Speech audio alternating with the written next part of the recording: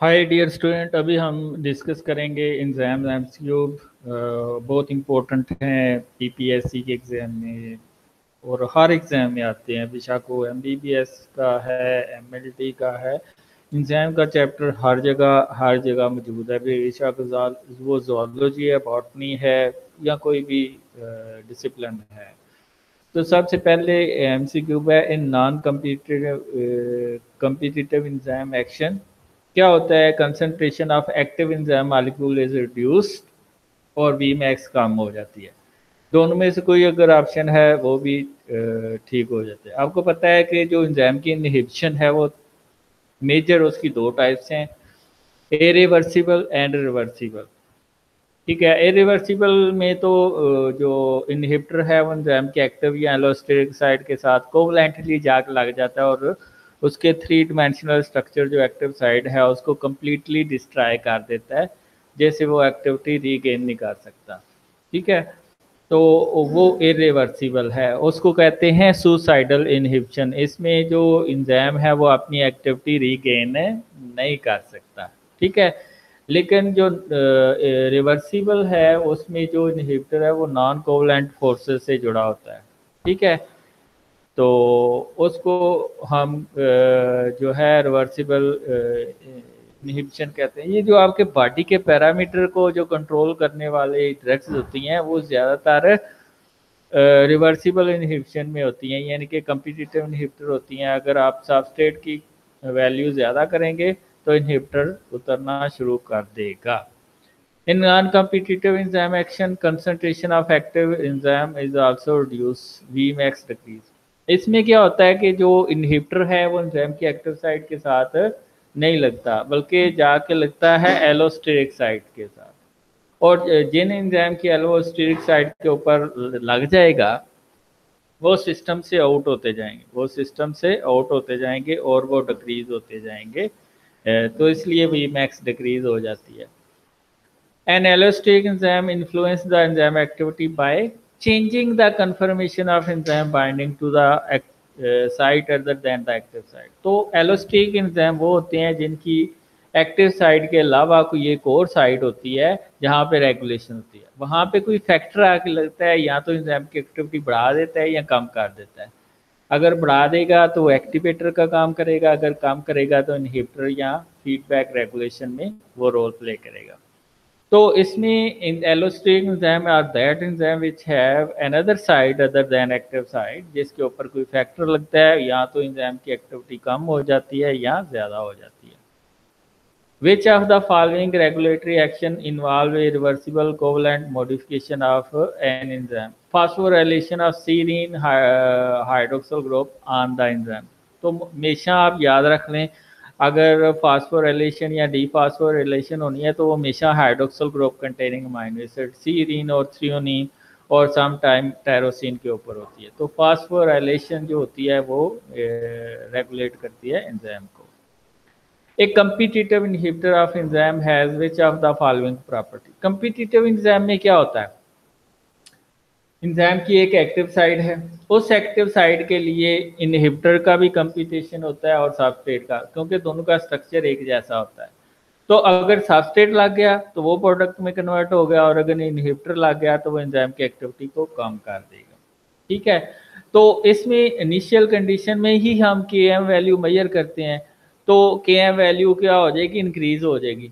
ठीक है, जितनी Km वैल्यू ज़्यादा होगी उतना वो बुरा एंजाइम होता है, क्योंकि उतने ज़्यादा सबस्ट्रेट चाहिए मैक्सिमम वेलोसिटी को अटेन करने के लिए। ठीक है, तो कम्पिटिटिव इनहिबिटर में क्या होता है? It interfere the binding of substrate to the enzyme active site, और इसमें क्या होता है? Km वैल्यू इंक्रीज हो जाती है। When S is equal to Km, which of the following condition exist? Half of the enzyme molecule are bound to the substrate। यानी कि जब एक होती है Vmax होती है जहाँ पे एंजाइम की मैक्सिमम एक्टिविटी है, उसमें उसके अंदर आप जितने भी सबस्ट्रेट और डालेंगे एंजाइम की एक्टिविटी के ऊपर कोई फर्क नहीं पड़ेगा। उसका अगर हाफ लें तो हाफ ही मैक्स होता है। अगर उसको आप एक्स एक्सेस पे इंटरसेप्ट करें तो वो जो वैल्यू आएगी सबस्ट्रेट की वो Km के इक्वल होगी। तो Km वैल्यू ऐसी होती है जहाँ पे half of the substrate bound to the enzyme, ठीक है, वो उसकी Km वैल्यू, जितनी Km वैल्यू कम होगी उतना वो अच्छा एंजाइम होगा, उतनी जल्दी वो हाफ मैक्सिमम वेलोसिटी को अटेन कर लेगा। Which of the following statement about the enzyme exhibiting allosteric kinetic with cooperative interaction is false? गलत कौन सी है? जहां पे भी हाइपरबोलिक कर्व आएगा वो सिर्फ सिंपल एंजाइम शो करते हैं काइनेटिक्स में। तो जो आपके एलोस्टेरिक एंजाइम हैं जो रेगुलेशन में इन्वॉल्व होते हैं वो सिग्माइडल कर्व शो करते हैं। तो अगर सिग्माइडल का वर्ड नहीं यूज हुआ, हाइपरबोलिक जो कि सिंपल एंजाइम जो है ना वो रेगुलर ट्रेंड शो करते हैं, लेकिन जो एलोस्टेरिक एंजाइम है वो टेढ़ा मेढ़ा कर्व शो करते हैं, उसको सिग्माइडल कर्व शो करते कहते हैं। Match of the following, lyase A, ये जो सिट्रेट के ऊपर सिट्रेट लाइएज एंजाइम ऐड करता है तो एसिटाइल कोए बनता है, और वो एसिटाइल कोए प्लस उसमें एक्सालो एसीटेट भी बनता है, और वो एसिटाइल कोए फैटी एसिड की सिंथेसिस में यूज होता है, और ये साइटोप्लाज्म के अंदर होता है। अगला है ऑक्सीडो रिडक्टेज, ऐसा एंजाइम जिसमें ऑक्सीडेशन रिडक्शन हो रही हो। ये लैक्टेट से पायरुवेट का बनना, इसमें ऑक्सीडेशन भी हो रही है और रिडक्शन भी हो रही है। लैक्टेट से इलेक्ट्रॉन NAD को जाते हैं, वो NAD H में चेंज हो जाता है, तो लैक्टेट की ऑक्सीडेशन हो जाती है पायरुवेट के अंदर और NAD की रिडक्शन हो जाती है NADH के अंदर। तो लैक्टेट डिहाइड्रोजिनेज की मौजूदगी में ये ऑक्सीडो रिडक्टेज क्लास है। आगे लाइगेज B है, इसमें ATP आ गया है, तो दो चीज़ों का आपस में मिलना ATP की मौजूदगी में उसको हम लाइगेज क्लास का एंजाइम कहते हैं। हाइड्रोलेज, जिसमें वाटर की एडिशन होगी एंजाइम की ब्रेकेज के लिए, उसको हम बांड की ब्रेकेज के लिए वाटर की ज़रूरत है तो उसको हाइड्रोलेज क्लास कहेंगे। तो D4 के साथ अटैच होगी। An enzyme which catalyzes the conversion of aldose sugar into keto sugar would be classified as one of the isomerase class, ठीक है। तो isomerase एंजाइम क्लास में ऐसे एंजाइम होते हैं जो स्ट्रक्चरल ओरिएंटेशन को चेंज करते हैं, उसके मॉलिक्यूलर वेट को डिस्टर्ब नहीं करते। In which of the following type of enzyme an inducer is not required? Constitutive enzyme जो कि सिंपल एंजाइम होते हैं उनको किसी इंड्यूसर की ज़रूरत नहीं होती। In which of the following type of enzyme water may be added to a CC bond double bond without breaking the bond? ये हाइड्राटेज है। हाइड्राटेज में वाटर की एडिशन होती है लेकिन उसमें बॉन्ड टूटता नहीं है, जो CC डबल बॉन्ड है। Lock and key model of enzyme action propose by Fischer implies that, ये डेफिनेशन है lock and key model. The active site is complementary in shape to that of substrate. In competitive inhibition which of the following kinetic is true?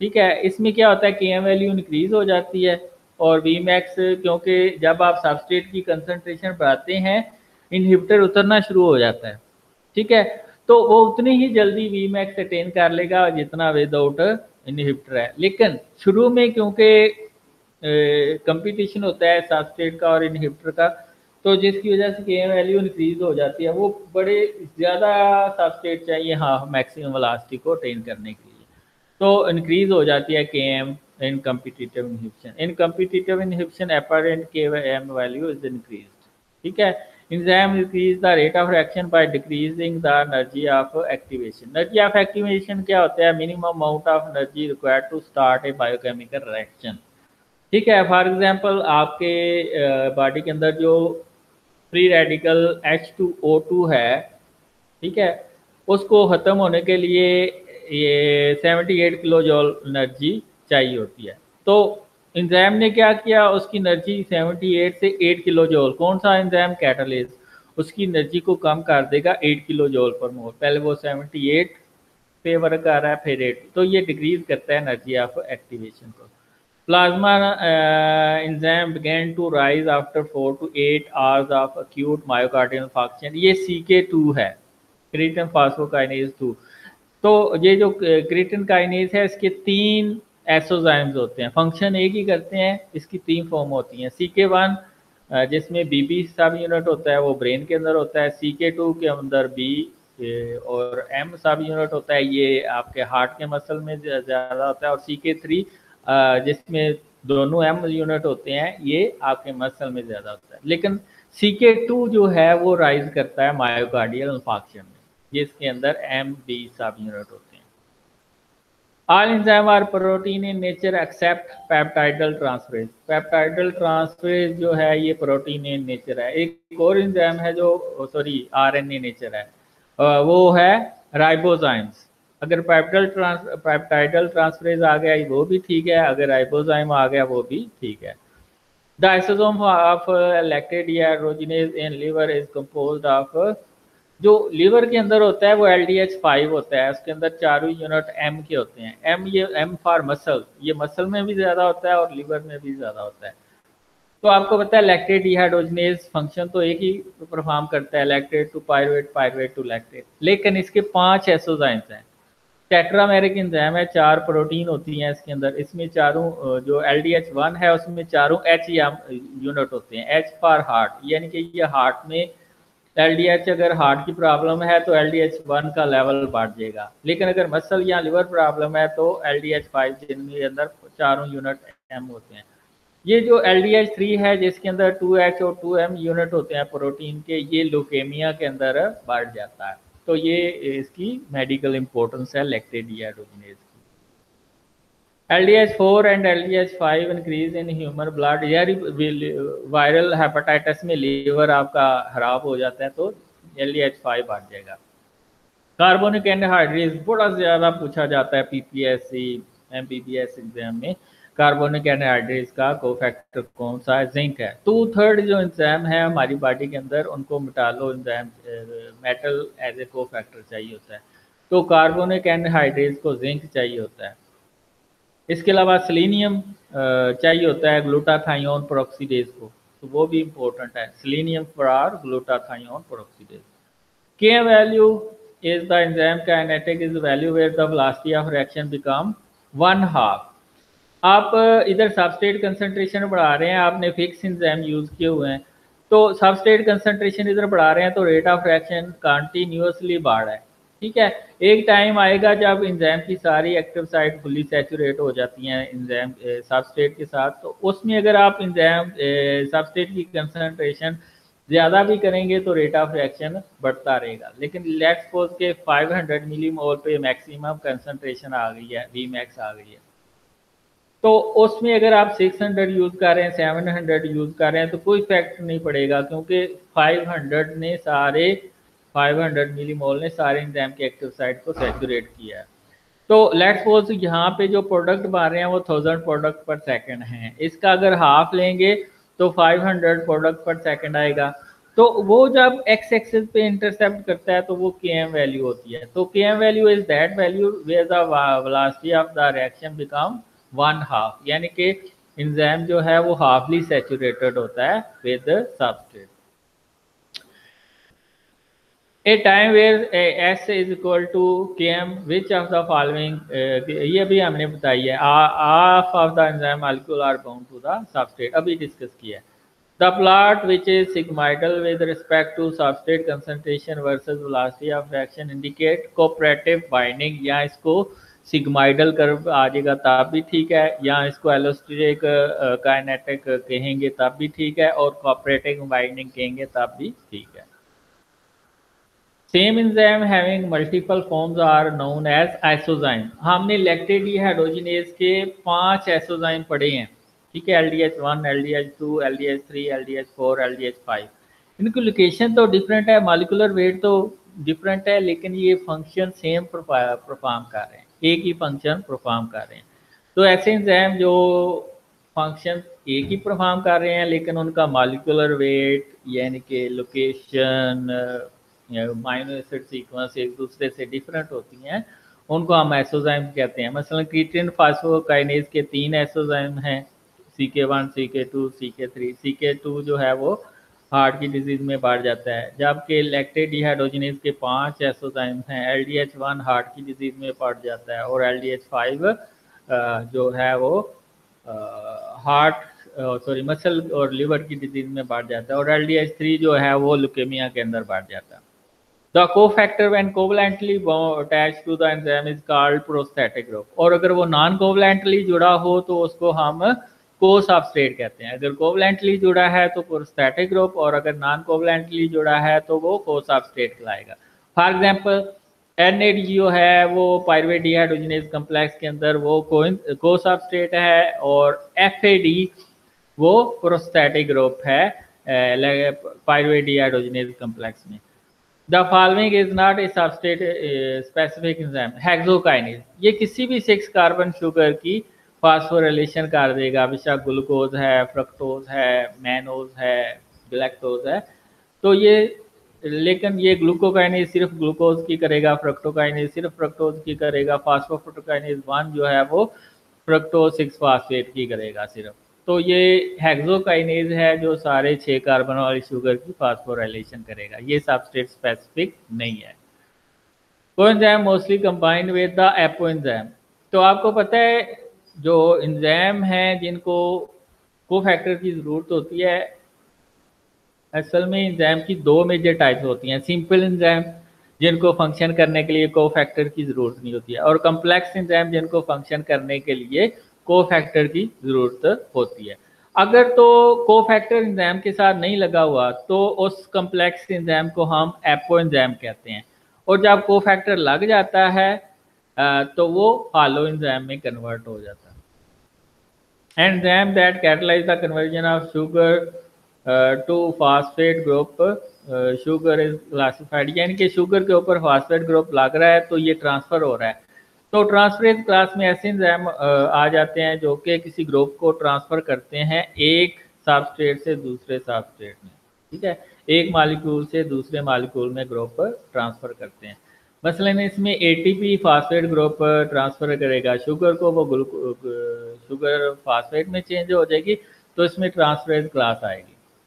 Characteristics of allosteric enzyme usually influence the enzyme activity by changing the conformation of enzyme binding to site other than active site, ठीक है, यानी कि allosteric site के ऊपर जाके लगेगा और conformation active site की चेंज कर देगा, यहाँ तो एंजाइम की एक्टिविटी बढ़ जाएगी, यहाँ कम हो जाएगी। Mostly enzyme secreted in human gastrointestinal tract belong to hydrolase class। तो ये जितने भी माइलेज, लाइपेज, ये पेप्सिन, ट्रिप्सिन, जितने भी ये एंजाइम हैं जो प्रोटीन, कार्बोहाइड्रेट, लिपिड को डाइजेस्ट करते हैं आपके GIT ट्रैक में, ये हाइड्रोलेज क्लास के होते हैं। The 3 dimensional site on enzyme where a substrate can bound is called active site. 3 dimensional pocket जो होती है where a substrate can bound and converted into product is known as active site। तो ये most important enzyme के जो है